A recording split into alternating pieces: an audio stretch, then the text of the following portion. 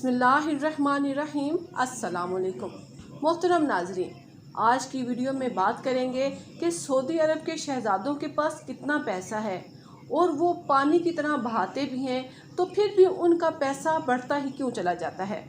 नाजरीन, शहजादा हमदान, जिनके पास सऊदीया के तमाम शहजादों से ज़्यादा दौलत है, अगर 200 आदमी इससे गिनने बैठें तो कम से कम एक साल में भी वो इसे गिन ना पाएंगे।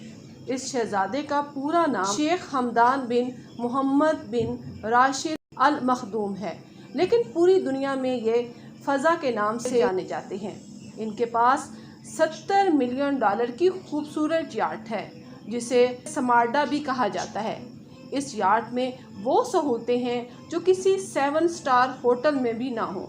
इसमें 200 कमरे तो सिर्फ उन लोगों के लिए हैं जो इस याट में काम करते हैं, यानी कुक और इसकी सफाई करने वाले।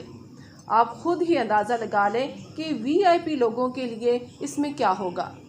जनाब, अभी बात यहाँ ख़त्म नहीं होती।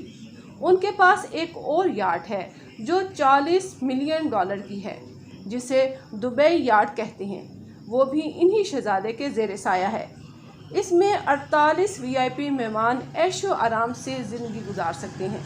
इस सफ़र में उनके भाई मंसूर ने अपने भाई को आगे नहीं जाने दिया।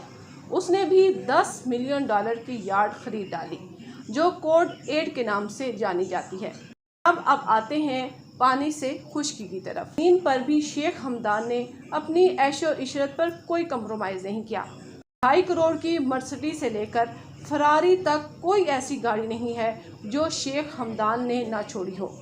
इन शेख के पूरे ख़ानदान के पास दुनिया की महंगी तरीन 100 से ज़ायद गाड़ियाँ हैं। शेख हमदान का एक और महंगा तरीन शौक ये भी है कि वो गाड़ियों के ऊपर 24 कैरेट गोल्ड की कोटिंग भी करवाती हैं।